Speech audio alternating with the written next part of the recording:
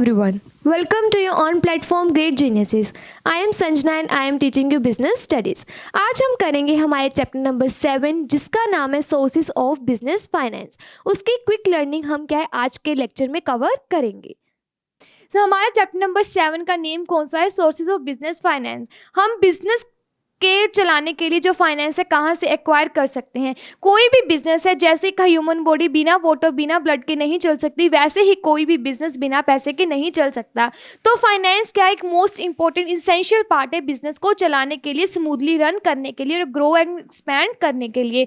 Business finance की क्या होती है? पहले हम प्लानिंग करते हैं कहाँ से रेज करना है, फिर हम कंट्रोल करते हैं कि हम पैसे को क्या है मिनिमम वेस्टेज करें, फिर हम क्या उसके एडमिनिस्ट्रेशन करते हैं. आफ्टर दैट क्या है हम उनको कहीं पर जाकर इन्वेस्ट करते हैं ताकि उनका प्रॉपर यूटिलाइजेशन हो सके और मिनिमम वेस्टेज हो सके. नेचर क्या है? पहली बात तो ये डिपेंड करता है आपके साइज के ऊपर. आपका बिजनेस का साइज कितना है. जितना बड़ा बिजनेस साइज उतनी बड़ी अमाउंट, जितना छोटा उतना छोटा आपके पास पैसे होना की ज़रूरत है. लेकिन पैसा क्या है सभी की सभी बिजनेसेस को चाहिए, वेदर इट इज स्मॉल और big. Include all types of capital, own capital या बोरोड कैपिटल. हम किसी से रेज भी कर सकते हैं या किसी को कह सकते हैं आप क्या है हमारी कंपनी में ओनर्स बन जाओ और कैपिटल इन्वेस्ट कर दो. फ्लक्चुएटिंग नेचर के होते हैं. क्योंकि बिजनेस क्या है, बिजनेस में जो ट्रेंड्स होते हैं वो अप्स एंड डाउन्स आते रहते हैं, जिसकी वजह से क्या है जो फाइनेंस है वो भी क्या है कहीं से हमें ज़्यादा मिलती है तो कहीं से कम मिलती है. Determines the size of business. अगर किसी बिजनेस में बहुत पैसा लगा होता है तो उसको हम कहते हैं कि वो बिजनेस क्या है बड़ा बिजनेस है. कहीं उसकी नेटवर्थ 10,000 करोड़ और कहीं 1 करोड़ नेटवर्थ, तो उससे डिटरमाइन हो जाता है कि बिजनेस का साइज कितना बड़ा है. बिजनेस फाइनेंस क्या है एक वाइडर टर्म है. क्योंकि बिजनेस फाइनेंस में हम सारा कुछ इंक्लूड कर लेते हैं. उसकी प्लानिंग, उसकी कंट्रोलिंग, अराइजिंग कहाँ से करनी है, कहाँ पे एडमिनिस्टर करना है, कहाँ पे इन्वेस्ट करना है, जिससे हमें क्या है रिटर्न अच्छी आ जाए. नेसेसरी है ये सभी के सभी बिजनेसेस के लिए, चाहे वो रिटेल बिजनेस है चाहे वो बिग पब्लिक कॉरपोरेशन है. Everyone needs finance for their smooth running of business. Significance जानेंगे कि क्या क्यों हमें ज़रूरत है और किसके क्या इंपॉर्टेंस है. पहली बात तो पैसा होगा तो हम बिजनेस को बना सकते हैं. बिना पैसे के कोई भी बिजनेस को खड़ा नहीं कर सकता. बिजनेस को अच्छे से चलाने के लिए हमें पैसे की ज़रूरत होती है. मॉडर्नाइजेशन, अगर हमें पुरानी मशीन्स को निकाल कर नई लेकर आनी है, उन्हें रिप्लेसमेंट करना है या एक फैक्ट्री को दूसरी जगह पर जाके और नई फैक्ट्रीज लगानी है, एक्सपैंड करना है बिजनेस को, तो हमें पैसे की ज़रूरत होती है. Availing the business opportunities. कई बार मार्केट में क्या है बहुत अच्छी अपॉर्चुनिटीज आती हैं कि अगर आप हमारे से बल्क में सामान इन कैश खरीदोगे तो क्या है आपको डिस्काउंट मिलेगा अप टू 40%. तो उसको अवेल करने के लिए अपॉर्चुनिटी को आपके पास कैश की होने की बहुत ज़रूरी है. Facing recession during downfall in the market. तब क्या होता है सभी मार्केट की जो कंडीशन है सभी डाउनफॉल होती जा रही है, सबको लॉस होता है. अगर आपके पास इनफ पैसा है तो क्या है आप रिसेशन में सर्वाइव कर सकते हो. Increase goodwill. अगर आपकी मार्केट में अच्छी रेपुटेशन बनाना चाहते हो तो आपके बिजनेस के पास पैसा होना चाहिए, अच्छे प्रॉफिट्स होने चाहिए. आपके जो स्टॉक होल्डर्स हैं जो आपके साथ कनेक्टेड है उनको क्या है अच्छे से पैसा प्रोवाइड करना चाहिए. So money is very essential part in every business. आगे है फाइनेंशियल रिक्वायरमेंट्स. 3 टाइप की फाइनेंशियल रिक्वायरमेंट्स होती है, short term, medium term and long term. Short term हमें चाहिए up to 3 months up to 1 year, जो हमारे क्या है वर्किंग कैपिटल होती है जिसकी हमें daily to daily day to day business activities करने के लिए परफॉर्म की जाती है. इनका टाइम पीरियड 1 ईयर तक होता है. नेक्स्ट आ जाते हैं मीडियम टर्म. मीडियम टर्म वो टर्म्स लोन्स होते हैं जिनकी रिक्वायरमेंट हमें क्या रेवेन्यू एक्सपेंडिचर्स करने के लिए, एसेट्स को एक्वायर करने के लिए, खरीदने के लिए, व्हीकल्स वगैरह लेने के लिए, ट्रांसपोर्टेशन के लिए तब ज़रूरत पड़ती है. इनका टाइम पीरियड 1 साल से लेकर 10 साल तक होता है. लॉन्ग टर्म फाइनेंशियल नीड्स जो हमें कंपनी के लाइफ टाइम तक चाहिए, कभी भी क्या है हम 10 साल से पहले हमें पैसे देने की ज़रूरत ना पड़े. Preference shares, equity shares, debentures, ये सब क्या है लॉन्ग टर्म फाइनेंशियल रिक्वायरमेंट्स है जो हमें अराइज होती हैं. इनका टाइम पीरियड क्या है 10 साल से ज़्यादा, मोर देन 10 ईयर्स क्या है लॉन्ग टर्म फाइनेंशियल नीड्स आ जाते हैं. Sources of business finance on the basis of period 3 है, long term, short term, medium term. On the basis of ownership 2 है, ओन्ड एंड बोरोड. ओन्ड वो होती हैं जिनका हक होता है, जिनके पास मैनेजमेंट में पार्ट लेने के लिए वोटिंग राइट होता है. बोरोड वो होते हैं जिनके ऊपर हमें फिक्स रेट ऑफ इंटरेस्ट पे करना होता है, चाहे हमारे पास लॉस हो या प्रॉफिट हो. पहले हम पढ़ेंगे ऑन हमारा इक्विटी शेयर्स वो शेयर्स होते हैं जो लॉन्ग टर्म के लिए क्या है कंपनी लेती है। विदाउट इशूइंग इक्विटी शेयर्स क्या है कंपनी स्टार्ट नहीं हो सकती, उसे क्या है एमओए में अपनी कैपिटल डालनी पड़ती है। शेयर क्या होता है, हर एक अमाउंट जो एक बाहर का आदमी क्या है उसके लिए पैसे पे करके एक यूनिट को खरीदता है, उसे शेयर कहते हैं। और जो इक्विटी शेयर्स होते हैं उनके पास क्या है वोटिंग राइट होते हैं, इररिडीमेबल इन नेचर होते हैं, वो क्या है एक्चुअल ओनर्स होते हैं और वो मैनेजमेंट में पार्ट ले सकते हैं। और इनके पास क्या है लॉन्ग टर्म होते हैं, ये एसेट्स में भी क्लेम कर सकते हैं जब हम कंपनी को बंद करते हैं। और जो रेसिडुअल एक्स्ट्रा प्रॉफिट्स होते हैं सारा का सारा किनके पास जाता है, इक्विटी शेयर्स के पास जाता है। और इक्विटी शेयर्स क्या है एट द एंड क्या है उन्हें पेमेंट मिलती है। एडवांटेजेस क्या है, अगर इन्वेस्टर्स की बात करें उनको क्या है करंट क्या है कैपिटल प्रॉफिट्स अर्न कर सकते हैं। मतलब अगर उनके शेयर का प्राइस आज 100 है, कल 1000 हो जाता है, तो उनको बेचकर क्या है 900 रुपीज़ उनका क्या हो जाएगा कैपिटल प्रॉफिट हो जाएगा। To earn more by way of dividend, जब वो किसी कंपनी में इन्वेस्ट करते हैं तो उनका अगर कंपनी को बहुत अच्छा प्रॉफिट हो रहा है तो क्या है उनको डिविडेंड भी ज़्यादा मिलता है। To participate in managerial activities, जो इक्विटी शेयर होल्डर्स होते हैं उनके पास वोटिंग राइट्स होती हैं, वो मैनेजमेंट में क्या एक्टिवली पार्टिसिपेट कर सकते हैं। सारा काम धंधा क्या है इक्विटी शेयर होल्डर्स के ऊपर ही होता है। अभी कंपनी को क्या क्या एडवांटेजेस होते हैं, पहली बात तो कोई चीज़ उन्हें सिक्योरिटी पर देने की ज़रूरत नहीं है। इक्विटी शेयर होल्डर्स ओनर्स होते हैं, कोई भी ओनर अपने अगर कंपनी को पैसा प्रोवाइड करवाता है तो उसके लिए इन एक्सचेंज सिक्योरिटी नहीं लेता है। क्रेडिट वर्दीनेस इंक्रीज होती है कि वहाँ के जो इक्विटी शेयर होल्डर्स हैं उनको अच्छे से पैसे की रिटर्न मिल रही है। और जो कंपनी की क्या है ट्रस्ट वर्दी मार्केट में रेपुटेशन गुडविल इंक्रीज होती है। कंपनी को फिक्स बर्डन नहीं होता कि हमें लॉस हो गया तो हमें इनको डिविडेंड पे करना ही पड़ेगा।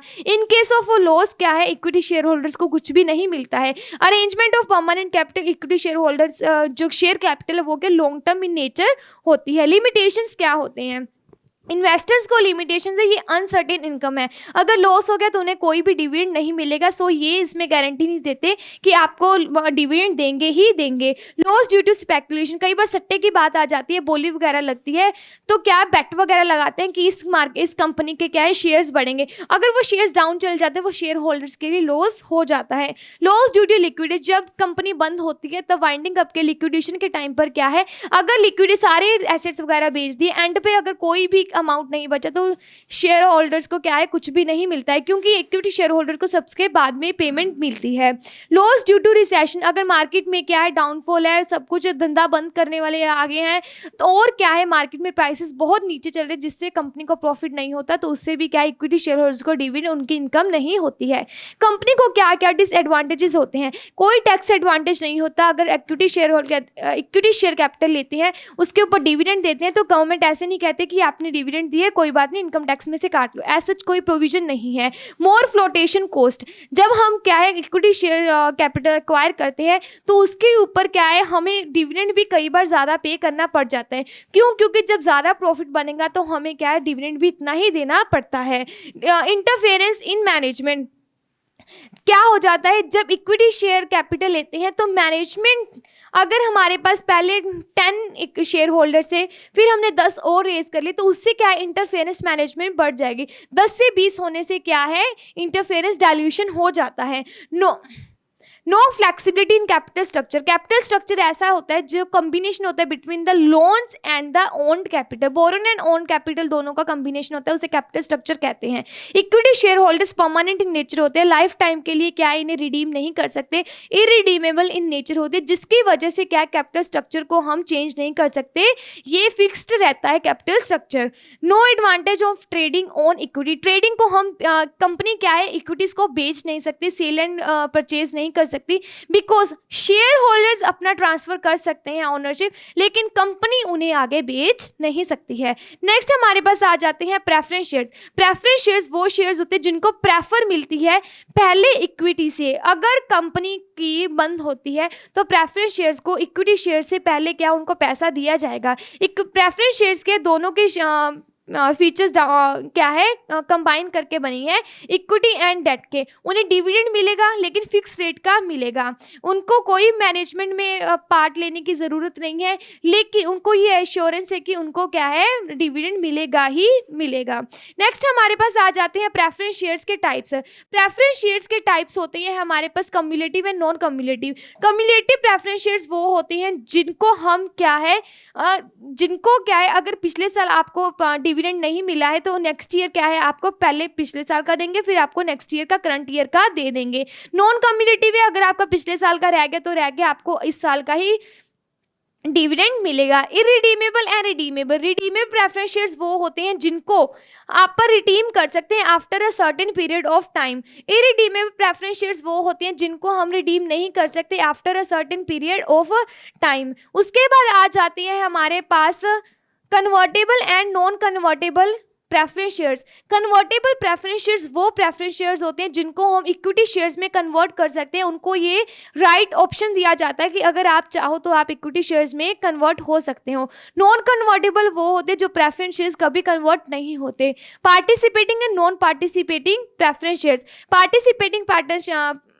पार्टिसिपेटिंग प्रेफरेंस शेयर्स वो शेयर्स होते हैं जिनको ये राइट दिया जाता है अगर कंपनी को एक्स्ट्रा प्रॉफिट्स होते हैं तो आप उनमें शेयर कर सकते हो और आपके पास वोटिंग राइट होगी, पर उससे पहले क्या एक स्पेशल रेजोल्यूशन एजीएम में पास करना पड़ेगा।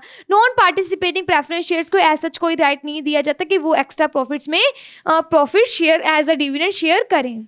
नेक्स्ट हमारे पास आ जाएंगे एडवांटेजेस ऑफ प्रेफरेंस शेयर्स। पहली बात तो है इन्वेस्टर को, एक तो इन्वेस्टर्स को रेगुलर इनकम होगी। क्यों? क्योंकि उन्हें फिक्स रेट ऑफ डिविडेंड दिया जाता है। पार्टिसिपेशन होता नहीं, पार्टिसिपेशन उन्हें सरप्लस में नहीं होता है। सॉरी, एडवांटेजेस क्या है? Preference eight the time of liquidation, जब लिक्विडेशन होती है तब क्या है, उन्हें प्रेफरेंस दी जाती है इक्विटी शेयर से पहले। अगर क्या है इक्विटी शेयर टाइम जो पैसा है जो एंड पे जब बंद होती है कंपनी एसेट्स रियलाइज करके जो मनी आती है, अगर वो कम है तो पहले वो प्रेफरेंस शेयर्स को दी जाएगी क्योंकि उन्हें प्रेफरेंस ओवर द इक्विटी दी जाती है। Participation extra profit, only in case of participating preference shares उनको क्या है ये एक ऑप्शन दिया जाता है कि आप एक्स्ट्रा प्रॉफिट में शेयर कर सकते हो। रेसिड्यूल इनकम है जो बच गई है उनमें भी आप अपना फिक्स रेट ऑफ इंटरेस्ट के साथ साथ उनमें शेयर कर सकते हो। Voting right on related resolution, पहले रेजोल्यूशन पास करना पड़ेगा फिर आपको वोटिंग राइट मिलता है। कंपनी के लिए क्या है, पहली बात तो इनकी मैनेजमेंट में इंटरफेरेंस नहीं बढ़ती है, ओनली इक्विटी शेयर्स होल्डर्स होते हैं।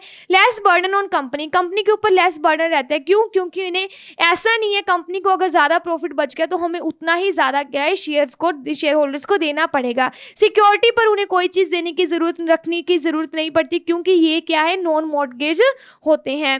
रिसीट ऑफ परमानेंट कैपिटल, ये परमानेंट कैपिटल होती है जिसकी आपने को क्या है रिसीट देनी पड़ती है। शॉर्ट टर्म भी हो सकते हैं, लॉन्ग टर्म भी हो सकते हैं। अगर इरिडीमेबल है तो वो क्या है शॉर्ट टर्म है, अगर रिडीमेबल है तो वो शॉर्ट टर्म है, अगर इरिडीमेबल है तो वो कौन से हैं long term permanent source capital है। फ्लेक्सिबल कैपिटल स्ट्रक्चर, जैसे रिडीमेबल प्रेफरेंस शेयर्स है अगर उनका एक सर्टेन टाइम पीरियड के बाद उनको पे कर दिया जाता है तो हमारे पास ये ऑप्शन होता है कि हम और मनी क्या है मार्केट से एक्वायर कर सकते हैं। Benefits to equity share holders, equity share holders को बेनिफिट ये होता है कि उनकी जो एक्स्ट्रा डिविडेंड लेने की जो प्रॉफिट्स में क्षमता होती है, राइट होता है, वो किसी और के साथ शेयर नहीं करना पड़ता और जिससे क्या इक्विटी शेयर होल्डर्स क्या है सेटिस्फाइड रहते हैं। लिमिटेशंस क्या है प्रेफरेंस शेयर्स की, कोई पार्टिसिपेशन नहीं मिलता इन्वेस्टर्स को क्या है एक्स्ट्रा प्रॉफिट्स में except in case of participating preference shares. No participation in surplus at the time of winding up, जब क्या कंपनी बंद होती है अगर बाद में बहुत अबंडेंस में अमाउंट बच जाता है एसेट्स को बेचने के बाद तो उसमें भी प्रेफरेंस शेयर्स को कोई राइट नहीं दिया जाता है। मैनेजमेंट एक्टिविटीज में कोई भी पार्ट नहीं मिलता है except in case of passing the special resolution only in case of participating preference shares. No legal right to get dividend, ऐसा नहीं है अगर कंपनी ने डिविडेंड पे नहीं किया तो क्या है प्रेफरेंस शेयर्स का लीगल एक्शन नहीं ले सकते हैं against the company. Limitations company के लिए क्या है फिक्स्ड बर्डन है, अगर लॉस हो जाता है कंपनी को तो उन्हें क्या डिविडेंड पे करना पड़ता है, कोई टैक्स एडवांटेज नहीं मिलती है। Dissatisfaction of equity share holders, equity share holder dissatisfaction क्यों मिलती है क्योंकि उन्हें ऐसा लगता है कि प्रेफरेंस शेयर्स को क्या है प्रेफर हमारे से ऊपर दी जाती है, उन्हें फिक्स रेट ऑफ डिविडेंड दिया जाता है जिससे इक्विटी शेयर होल्डर्स को ऐसा लगता है कि हमारे लिए कुछ बचता नहीं है। नेक्स्ट हमारे पास आ जाते हैं हमारे डिबेंचर्स। डिबेंचर्स क्या होते हैं, लॉन्ग टर्म लोन होता है जो बाहर की जो जनरल पब्लिक है वो कंपनी को प्रोवाइड करवाती है, प्लस कमर्शियल बैंक्स भी क्या है as a debenture loan provide करवाते हैं। इसके ऊपर रेट क्या डिफाइन किया जाता है, जो प्रोवाइड करवाते हैं उन्हें डिबेंचर होल्डर कहा जाता है, उनकी एंट्री क्या डिबेंचर रजिस्टर में की जाती है जिसके ऊपर क्या है एक रिटन डॉक्यूमेंट होता है, सर्टिफिकेट होते हैं जिसके ऊपर सारी टर्म्स एंड कंडीशंस डिफाइंड होती हैं और उसके ऊपर कॉमन सील लगती है, कंपनी की स्टैंप लगाई जाती है। नेक्स्ट हमारे पास आ जाते हैं types of debentures. Bearer debentures वो होते हैं जो जिसने उठा लिया उसका डिबेंचर हो गया, उसके ऊपर नेम मेंशन नहीं होता, इस पे फिक्स रेट ऑफ इंटरेस्ट पे किया जाता है और इसकी डिबेंचर होल्डर रजिस्टर में कोई भी एंट्री नहीं की जाती है। नेक्स्ट आ जाता है रजिस्टर्ड डिबेंचर। रजिस्टर्ड डिबेंचर्स वो डिबेंचर्स होते हैं जिनका नाम क्या है, debenture register of the company में लिखा जाता है और उसके अलावा पर्सन कोई भी है उस डिबेंचर्स की पेमेंट नहीं ले सकता है। और इनके ऊपर भी क्या है, रेट ऑफ इंटरेस्ट क्या है, फिक्स्ड रेट ऑफ इंटरेस्ट मिलता है, सिर्फ उन्हीं को मिलता है जिनका नेम क्या है रजिस्टर में एग्जिस्ट होता है। रिडीमेबल डिबेंचर्स वो डिबेंचर्स होते हैं जिनका principal sum after certain period क्या है रीपे कर दिया जाता है और उसके ऊपर जो फिक्स रेट ऑफ इंटरेस्ट है क्या है पीरियोडिक पे किया जाता है, मंथली नहीं पर एनम जैसे भी है, हर साल के बाद क्या है उन्हें पे कर दिया जाता है। इरिडीमेबल डिबेंचर्स वो डिबेंचर्स होते हैं जिनके ड्यूरिंग लाइफ टाइम, जो कंपनी जितना टाइम चलती है उनको रीपेमेंट नहीं मिलती, जब कंपनी बंद होती है उनका प्रिंसिपल अमाउंट रीपे कर दिया जाता है और इनके लिए रेगुलर पेमेंट हर साल क्या है उनको इंटरेस्ट की पेमेंट कर दी जाती है। कन्वर्टिबल डिबेंचर होल्डर्स वो डिबेंचर होल्डर्स हैं जिनको एक ऑप्शन दिया जाता है कि आप इस पर्टिकुलर गिवन टाइम पीरियड के अंदर ही अपने डिबेंचर्स को इक्विटी में कन्वर्ट कर सकते हो और आपको क्या है फिक्स्ड रेट ऑफ इंटरेस्ट पे कर दिया जाएगा। जब इक्विटी शेयर होल्डर्स बन जाओगे तब आपको डिविडेंड मिलेगा। सिक्योर डिबेंचर्स वो होते हैं जब कंपनी को लोन देते हैं लेकिन उसके अगेंस्ट क्या कंपनी से सिक्योरिटी भी मॉर्गेज पर रखवाते हैं और इसके ऊपर क्या है फिक्स्ड रेट ऑफ इंटरेस्ट पे कर दिया जाता है। अनसिक्योर्ड डिबेंचर्स वो डिबेंचर्स होते हैं जिनको कंपनी लोन तो लेती है लेकिन उसके अगेंस्ट कोई भी मॉर्गेज पर सिक्योरिटी नहीं रखती है और इसके ऊपर फिक्स्ड जो रेट ऑफ इंटरेस्ट होते हैं वो हाई चार्ज होते हैं क्योंकि ये अनसिक्योर्ड नेचर के होते हैं। एडवांटेजेस क्या है इन्वेस्टर्स को, राइट ऑफ कन्वर्जन, जो डिबेंचर होल्डर के इन्वेस्टर्स हैं उनको क्या है राइट दिया जाता है कन्वर्टिबल डिबेंचर में कि आप अपने डिबेंचर को इक्विटी में कन्वर्ट कर सकते हो। लिक्विडिटी इसमें ज़्यादा है, जब चाहें आप रीपेमेंट करके क्या है पैसा ले सकते हो। मोर सेफ इन्वेस्टमेंट, ये सेफेस्ट इन्वेस्टमेंट है। क्यों, हमें पता है अगर हमारे सिक्योर डिबेंचर्स हैं, अगर कंपनी ने रीपे नहीं किया तो हम उसको मार्केट में जाकर डिस्पोज कर देंगे, उससे पैसा रियलाइज कर लेंगे। परमानेंट एंड रेगुलर इनको फिक्स रेट ऑफ इंटरेस्ट मिलता है, लॉस और प्रॉफिट हो कंपनी इनको पे करेगी ही करेगी। एडवांटेजेस, कंपनी के लिए टैक्स एडवांटेज मिलती है। गवर्नमेंट कहती है कि अगर आपने इंटरेस्ट पे किया है तो आप क्या है पहले अपने प्रॉफिट में से उस इंटरेस्ट के अमाउंट को कम कर लो, आफ्टर दैट जितना बचता है उसके ऊपर मुझे टैक्स पे कर दो। बेटर फाइनेंशियल है ड्यूरिंग द डिप्रेशन, जब मार्केट में क्या है हमें पैसा नहीं मिलता है बाहर के लोगों से, इन्वेस्टमेंट से, जनरल पब्लिक से, तो क्या है डिबेंचर एक अच्छा सोर्स है जहाँ से हम क्या लोन ले सकते हैं, चाहे हम ज़्यादा इंटरेस्ट पर लो लेकिन हमें लोन प्रोवाइड करवा देती है कंपनीज, बैंक्स क्या है कंपनी को। फ्लेक्सिबिलिटी इन कैपिटल स्ट्रक्चर, जैसे डिबेंचर्स होते हैं redeemable debenture, after certain time period क्या उनको पे कर दिया जाता है और हमारे पास एक स्लॉट गिवन हो जाता है कि हम नई कैपिटल को एक्वायर कर सकते हैं। Cheap source of finance, debenture क्या है चीप सोर्स ऑफ फाइनेंस है बिकॉज हमें इसमें प्रॉफिट में से ज़्यादा अमाउंट देने की ज़रूरत नहीं है, सिर्फ एक फिक्स रेट ऑफ इंटरेस्ट ही पे करना पड़ता है। मैनेजमेंट में कोई भी इंटरफेरेंस नहीं होती है, क्यों, क्योंकि जब ये कौन सा एक्चुअल ओनर्स है, ये तो हमारे लैंडर्स हैं और इनके पास कोई वोटिंग राइट नहीं होता कि वो मैनेजमेंट के अंदर डिसीजंस ले सकें। मैक्सिमम इनकम होती है इक्विटी शेयर होल्डर्स को, जब फिक्स रेट ऑफ इंटरेस्ट दिया जाता है तो जितना अमाउंट पीछे बचता है वो सारा का सारा इक्विटी शेयर होल्डर्स के पास होता है, जिससे वो क्या सेटिस्फाई फील करते हैं। लिमिटेशंस क्या है डिबेंचर्स की, इन्वेस्टर्स को लिमिटेशन है कि पहली बात तो उन्हें पार्टिसिपेशन करने का मौका नहीं मिलता मैनेजमेंट में, वो पार्टिसिपेट तभी कर सकते हैं जब वो कन्वर्ट करवा सकते हैं अपने डिबेंचर्स को, only in case of convertible debentures less income, इनको फिक्स्ड रेट ऑफ इंटरेस्ट दिया जाता है जिससे क्या है सिर्फ वही इनको इनकम आती है, उसके एक्स्ट्रा जो प्रॉफिट्स होते हैं कंपनी को उसमें शेयर नहीं मिलता है। Limitations for the company, loss of goodwill, अगर क्या है कई बार कंपनी पे नहीं कर पाती है तो क्या है सिक्योर डिबेंचर्स के केस में जो सिक्योर डिबेंचर होल्डर्स होते हैं वो सिक्योरिटी को क्या है मार्केट में डिस्पोज कर देते हैं, जिससे क्या है कंपनी की गुडविल मार्केट में खराब होती है। लीगल एक्शन, अगर कंपनी ने डिबेंचर्स के ऊपर इंटरेस्ट पे नहीं किया है तो डिबेंचर होल्डर्स कोर्ट के पास जाकर लीगल एक्शन अगेंस्ट ले सकते हैं कंपनी के अगेंस्ट। फिक्स्ड बर्डन, कंपनी को एक फिक्स्ड बर्डन होता है, अगर लॉस होता है, डिप्रेशन की कंडीशन आ जाती है जहाँ पर बिल्कुल प्रॉफिट नहीं हो रहा तो कंपनी को उन डिबेंचर्स को क्या है इंटरेस्ट का पेमेंट तो करना ही पड़ेगा। नेक्स्ट हमारे पास आ जाते हैं प्लॉइंग बैक ऑफ प्रॉफिट्स या रिटेन अर्निंग। समटाइम्स क्या है कंपनी के पास बहुत सारा पैसा, एक वेल रिप्यूटेड कंपनी है जो मार्केट में है, उसके पास अनगिनत पैसे का क्या है प्रॉफिट हो जाता है, वो क्या करेगी अपनी सारी लाइबिलिटीज को पे कर देगी, प्रेफरेंस शेयर्स को दे देगी, इक्विटी शेयर्स को दे देगी। आफ्टर दैट जो अमाउंट बचता है वो एक जनरल रिजर्व में डाल देती है, वो इसीलिए डालती है ताकि इन फ्यूचर जाकर अगर कंपनी को डिप्रेशन में जाकर क्या है मार्केट की सिचुएशंस जब डाउनफॉल में चली जाती है, रिसेशन आ जाता है, तब अगर कंपनी को पैसे की ज़रूरत है तो वो उस जनरल रिजर्व्स में से निकाले और इक्विटी शेयर्स को होल्डर्स को क्या है स्टेबल पेमेंट करती जाए डिविडेंड की, जिससे इक्विटी शेयर होल्डर्स का फेथ क्या है कंपनी के लिए बना रहे और क्रेडिट वर्दीनेस क्या है कंपनी की गुडविल क्या है बनी रहे मार्केट में।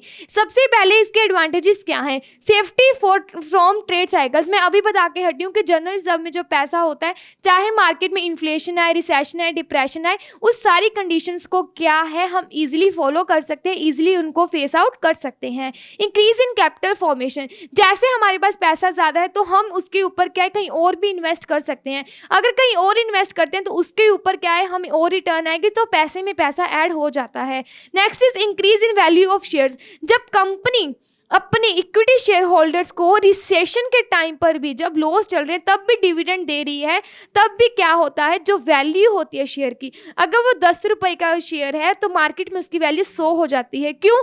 क्योंकि जो कंपनी है अपने शेयर होल्डर्स के हक में सोचती है, उनके फेवर में सोचती है, उन्हें डिससेटिस्फाई नहीं करती है। Easy expansion of business.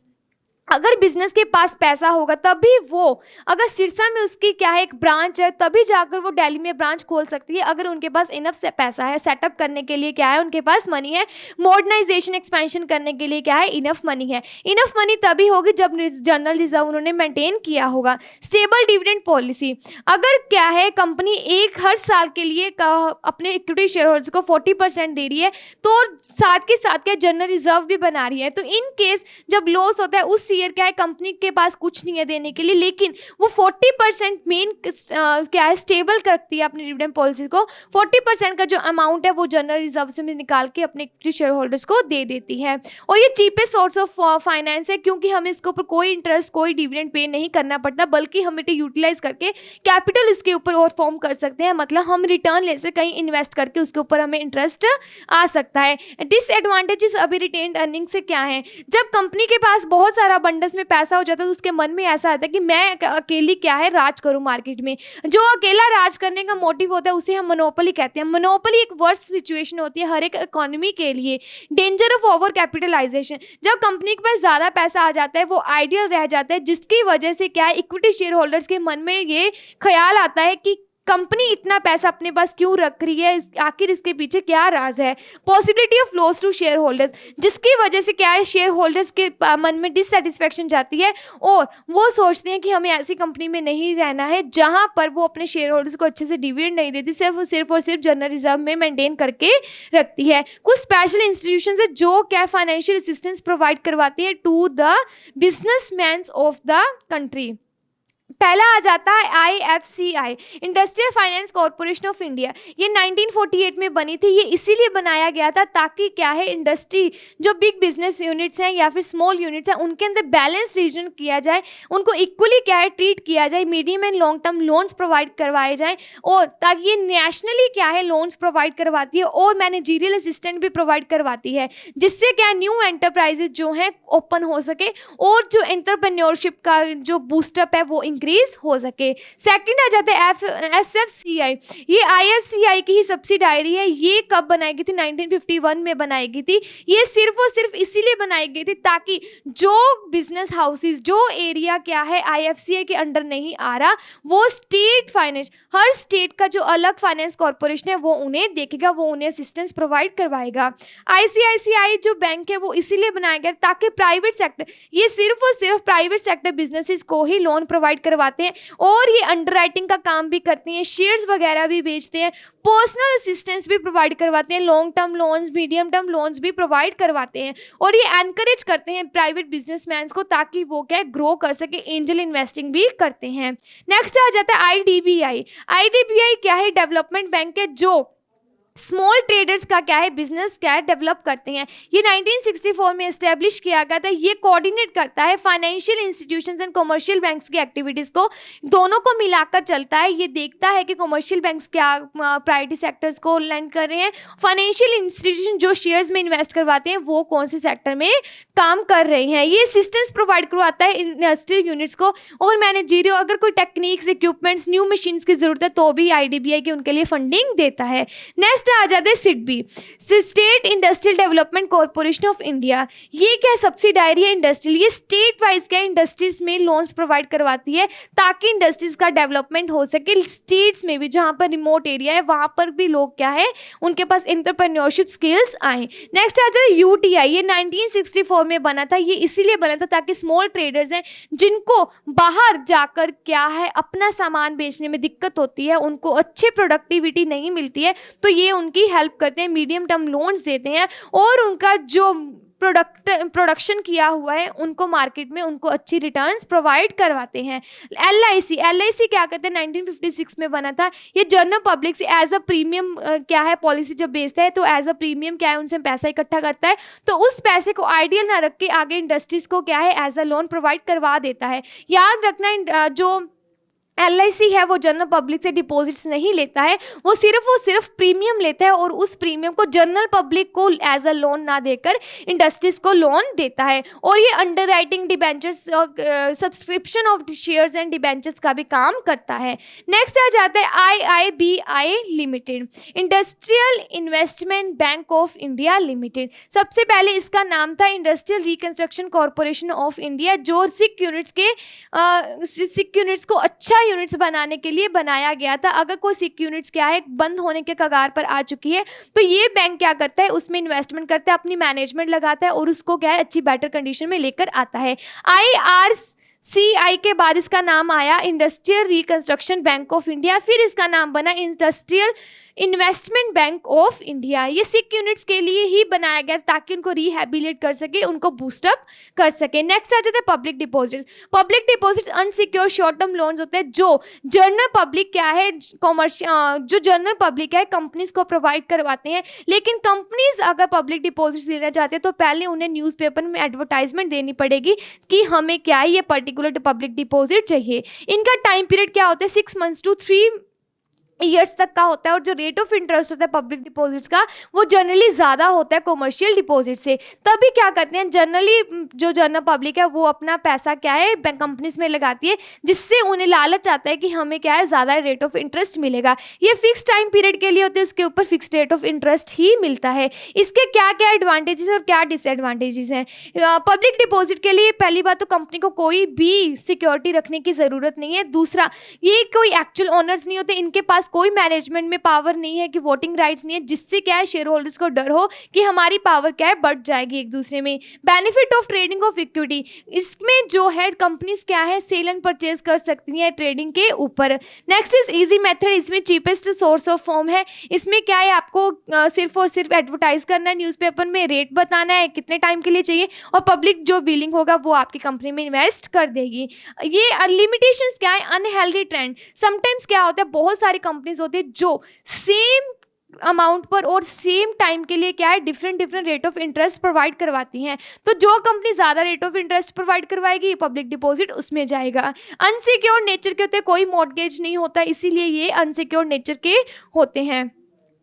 Next हमारे पास आ जाते हैं फेयर वेदर ट्रेंड्स, मतलब जब कंपनी कि जो मार्केट कंडीशन जो वर्स चलती है तब पब्लिक डिपॉजिट्स क्या है हमारे पास कम आते हैं। अगर वही फेयर वेदर ट्रेंड्स होते हैं जब इन्फ्लेशन चल रहा है तो पब्लिक डिपॉजिट्स हमारे पास ज़्यादा आते हैं। Next is commercial bank. Commercial bank क्या करता है जनरल पब्लिक से पैसा लेता है एज अ डिपॉजिट, उसी पैसे को आगे लोन पर लेंड कर देता है to the public houses plus business houses, उनको क्या है लोन पर इंटरेस्ट लोन प्रोवाइड करवाता है बिजनेसेस को कमर्शियल बैंक, जिनके ऊपर रेट ऑफ इंटरेस्ट चार्ज किया जाता है जनरली जो डिपॉजिट से ज़्यादा ऊपर होता है। और जो कमर्शियल बैंक है लोन ऐसे ही नहीं मुंह उठाकर दे देता, उसके लिए वो मॉर्गेज पर कोई सिक्योरिटी रखेगा जिसके लिए उसे ये एश्योर हो अगर कल को कंपनी मुझे पैसा नहीं देती है तो मैं उस सिक्योरिटी को मार्केट में डिस्पोज करके क्या है अपने लोन का पैसा रीपेमेंट कर लूँगा, प्रिंसिपल अमाउंट ले लूँगा प्लस ब्याज भी उसके ऊपर इंटरेस्ट भी ले लूँगा।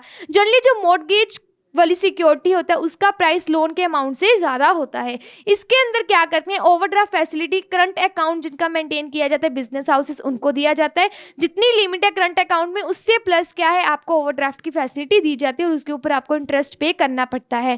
कैश क्रेडिट क्या है जनरल पब्लिक को भी मिल सकता है, जिनका क्या है नॉर्मल बैंक अकाउंट है उनके पास एक क्रेडिट लिमिट जिसको हम क्रेडिट कार्ड कहते हैं, इसके ऊपर क्रेडिट कार्ड मिलता है, आपको एक मंथली क्या लिमिट बना दी जाती है, जितना आप चाहे उतना यूज़ कर सकते हो, जितना यूज़ करके उसके ऊपर ही इंटरेस्ट पे करना पड़ता है। शॉर्ट टर्म लोन्स वो लोन्स होते हैं जो हमें विद इन 1 ईयर मिलते हैं, मतलब 1 साल के बाद हमें उन्हें पे करना पड़ता है और उसके ऊपर क्या है, फुल अमाउंट के ऊपर इंटरेस्ट पे किया जाता है। बिल ऑफ एक्सचेंज का डिस्काउंटिंग इसीलिए होता है जब बिजनेस हाउसेस को क्या है, इमीडिएटली पैसे की ज़रूरत होती है, लेकिन जो उनका कस्टमर है वो उसको लेट प्रोवाइड करवाएगा।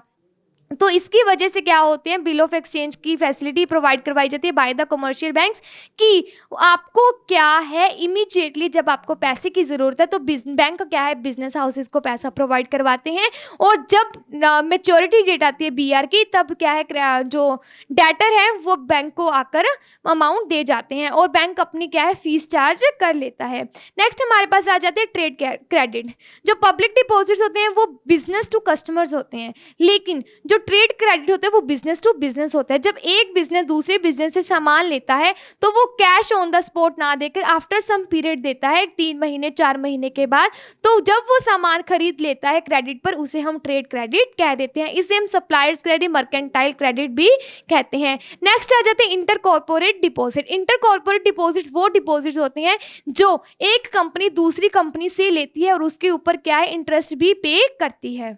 जो इंटर कॉर्पोरेट डिपॉजिट्स होते हैं वो अनसिक्योर्ड नेचर के होते हैं, शॉर्ट टर्म लोन होते हैं जो एक कंपनी दूसरी कंपनी को प्रोवाइड करवाती है, सिर्फ और सिर्फ क्रेडिट वर्दीनेस पर प्रोवाइड करवाती है और आईसीडीज के ऊपर क्या high rate of interest charge किया जाता है।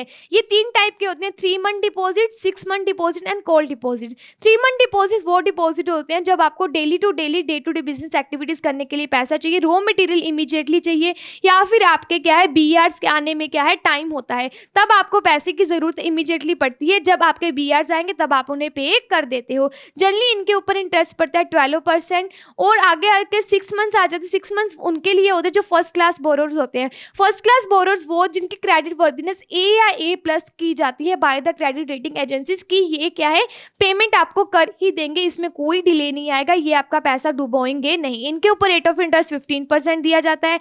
आगे आ जाते हैं कॉल डिपॉजिट्स। कॉल डिपॉजिट्स वो डिपॉजिट्स जो 1 नाइट के लिए क्या है, डिपॉजिट्स प्रोवाइड करवाए जाते हैं by the one businessman to the another businessman in case of urgency. ये सिर्फ और सिर्फ एक पर्सनल रिलेशंस के ऊपर प्रोवाइड करवाया जाता है और इसके ऊपर इंटरेस्ट चार्ज किया जाता है 10%। नेक्स्ट आ जाते हैं इसके फीचर्स। पहली बात, इसमें 2 कंपनीज की जरूरत पड़ती है, एक लैंडिंग कंपनी और एक दूसरी की होती है बोरिंग कंपनी।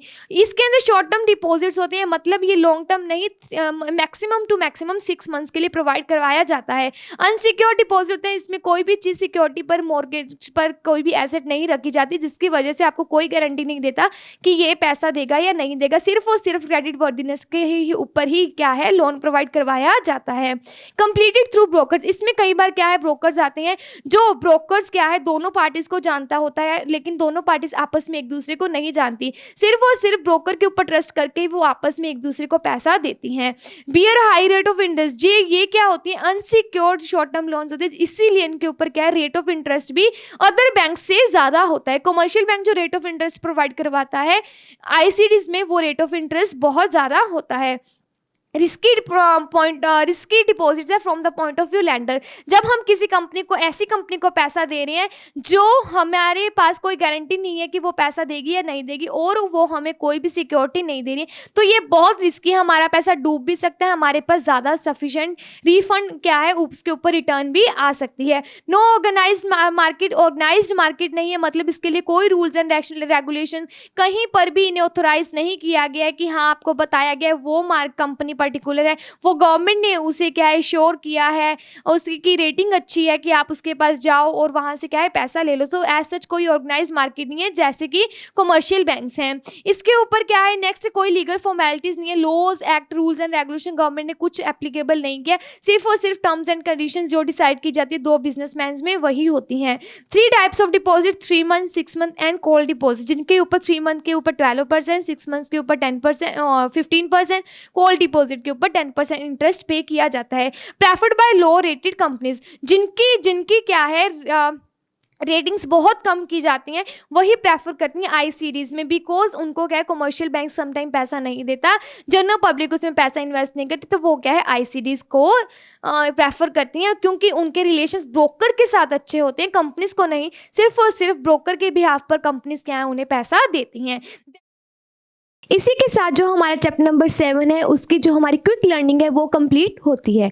और हमने आज के जो लेक्चर है उसके अंदर पढ़ा था कि हमारा जो बिजनेस फाइनेंस है उसको हम कहाँ कहाँ से गैदर कर सकते हैं और कैसे एम्प्लॉय कर सकते हैं। और इसी के साथ जो है आप अपनी लर्निंग को और ज़्यादा एनहांस करना चाहते हो और पूरे कंप्लीट सिलेबस को क्या कवर करना चाहते हो तो नीचे डिस्क्रिप्शन में दिए गए लिंक पर जाकर उसे ओपन करिए और हमारे ऐप ग्रेड जीनियस को डाउनलोड कीजिए और अपनी इसी तरह लर्निंग को एनहांस करते रहिए।